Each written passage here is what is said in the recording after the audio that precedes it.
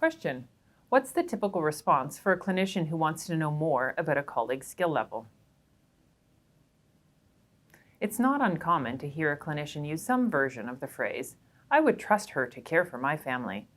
This video was created to introduce you to a very interesting way of thinking about both learning and teaching. It's demonstrating something called an Entrustable Professional Activity, or EPA. We will cover what an EPA is, why it's important, what's involved in using an EPA during a rotation, and what trust has got to do with it.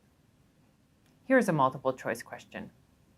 What is an EPA? A unit of professional work. B, what's actually done during the clinician's day. C, something that can be assigned, measured, and observed. D, that same something that a supervisor could trust a learner to do independently or unsupervised. E, a way to teach and assess learners. Or F, all of the above. It's no surprise that each of these describes an EPA. Let's review some concrete examples. These are some EPAs for rheumatology: performing histories and physical examinations in uncomplicated patients with rheumatologic disease, detecting MSK abnormalities through physical examination, performing knee arthrocentesis, and counseling patients regarding diagnosis and treatment plans. Each EPA is a unit of work and outlines something a rheumatologist actually does. You could also imagine your resident being trusted to function independently for each of those activities. And so, an EPA is something on which a learner can be both observed and assessed. Why might an EPA be important in the context of teaching and learning? Here are two reasons. One, confirming progress in performing key tasks of our specialty, and two, for feedback. First, let's talk about confirming a resident's progress.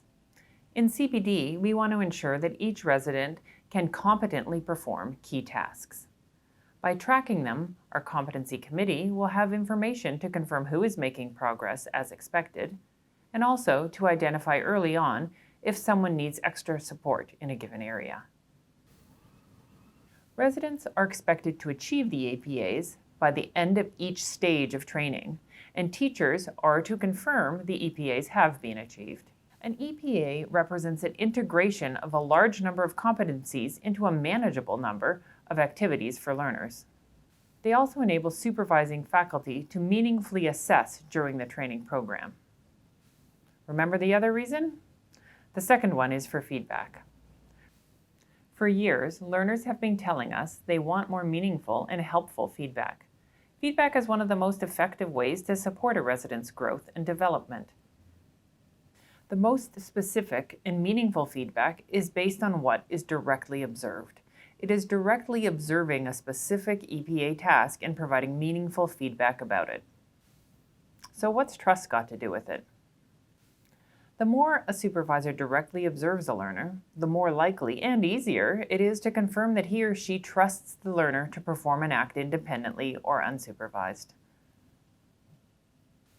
And so, to bring it back to where I began, not just for learners by the end of their training program, but as a general professional goal, shouldn't we all aspire to be a clinician our colleagues would trust to take care of their family members?